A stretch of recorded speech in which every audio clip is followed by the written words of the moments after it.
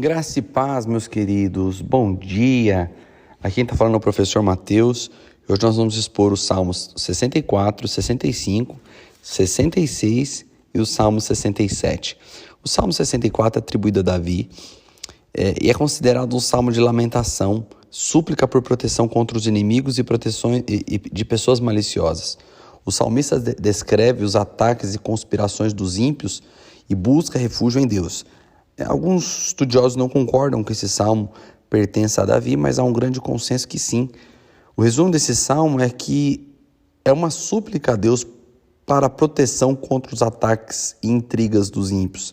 O salmista descreve a maldade daqueles que conspiram contra ele e busca a intervenção divina. Ele coloca a sua confiança em Deus como protetor e esperança.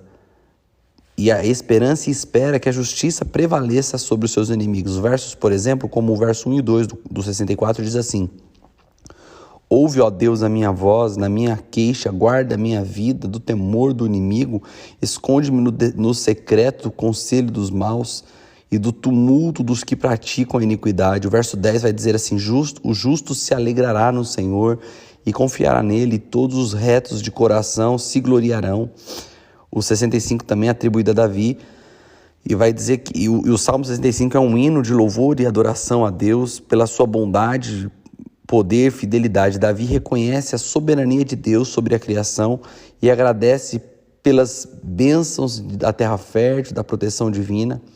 É um hino, o Salmo 75 é um hino de louvor e gratidão a Deus pelas suas bênçãos. Davi descreve a fidelidade de Deus em ouvir as orações, perdoar pecados e responder com abundância. Ele exalta a Deus como Criador e governante da natureza, que demonstra a sua bondade na provisão de chuvas, colheitas e fertilidade. Versos, por exemplo, como o 2 do Salmo 65 diz: Ó tu que ouves a oração, a ti virá toda a carne. O 9 e o 11 diz assim: Tu visitas a terra e as regas, farta grandemente, o rio de Deus está cheio de água. Tu que preparas o trigo quando assim os tem preparada, enches de água os seus sulcos, aplanas as suas leivas, tu as amoleces com a tua chuva e abençoas as suas novidades. O 66 não tem um autor específico, uma atribuição específica. E o 66 é um hino também de louvor e gratidão a Deus pelas suas obras maravilhosas. Ele celebra a intervenção divina na história do povo de Israel, especialmente na libertação do cativeiro egípcio e nas experiências pessoais de livramento. O 66 é um convite à adoração, sabe? É um louvor a Deus. O salmista relembra as obras poderosas de Deus, como a divisão do Mar Vermelho, a liberação do povo de Israel. Ele encoraja a todos a testemunharem, a proclamarem as maravilhas de Deus, reconhecendo o seu poder e a sua fidelidade. Verso 1 ao 4 diz assim: Celebrai com júbilo a Deus, todas as terras, cantai a glória do seu nome, dai glória ao seu louvor, dizei a Deus quão terrível és tu nas tuas obras, pela grandeza do teu poder se submergirão ou se submeterão a ti os teus inimigos. Toda a terra te adorará e te cantará e cantarão louvores ao teu nome. O 67 é atribuído também a Davi. O Salmo 67 é um hino também de louvor e bênção com uma perspectiva missionária. Davi pede a Deus que abençoe Israel para que as nações ao redor possam conhecer a salvação e adoração e adorar o verdadeiro Deus. O Salmo 67 é uma oração pelo favor e bênção de Deus sobre Israel, com o propósito de que as nações da terra reconheçam a bondade de Deus e se voltem para Ele. Davi pede que Deus brilhe sua face sobre o seu povo para que a sua salvação seja conhecida de todo mundo. Olha que coisa maravilhosa. Davi olhando para Israel como um luzeiro, que chama a atenção das nações para Deus. Verso 1 ao 2 do 67 diz: Deus tenha misericórdia de nós e nos abençoe e faça resplandecer seu rosto sobre nós, para que se conheça na terra o teu caminho e todas as nações a sua salvação. O verso 7 do 67 diz assim: Deus nos abençoe e todas as extremidades da terra o temerão. Essa é a perspectiva missionária do Salmo 67.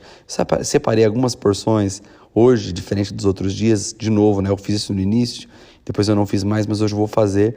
Eu vou ler algumas porções na revista, na versão parafraseada da mensagem de Eugene Peterson. Eu queria ler com vocês aqui uma porção que está lá, finalzinho do 6 ali, depois e vai até o 10, que diz assim, do verso do 64.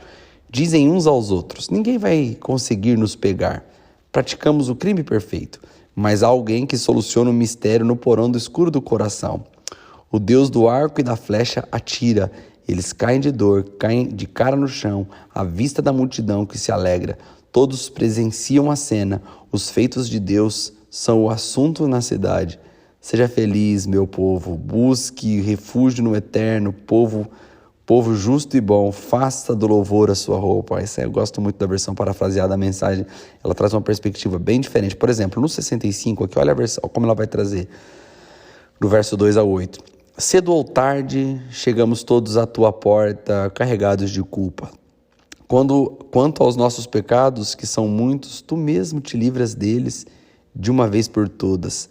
Abençoados são os escolhidos, abençoado o hóspede em tua casa. Há sempre uma porção de coisa boa na tua casa, na mansão celestial. As maravilhas da salvação estão expostas na tua sala.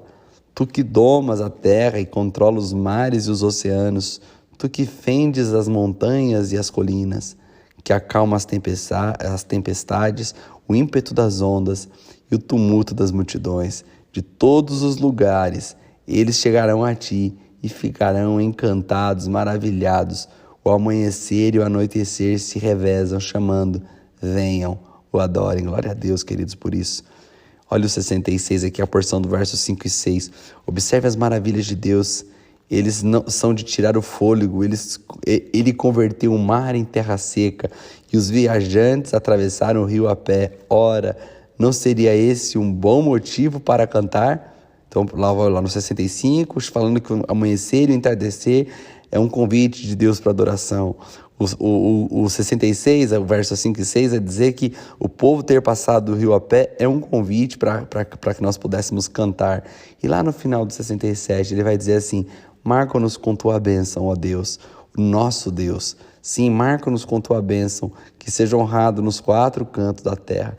Que nós possamos terminar essa leitura de hoje, essa exposição de hoje, com aquele sentimento de que o Senhor está nos convidando para adorá-lo.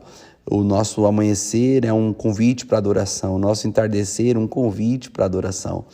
A nossa vida, os milagres que vivemos, os milagres daqueles mais exuberantes, tanto aqueles simples que nós às vezes deixamos passar desapercebidos, todos eles são um grande motivo para nós cantarmos ao Senhor e o adorarmos. Você já adorou o Senhor hoje? Você já disse palavras de adoração a Ele? Você já exaltou o nome dEle?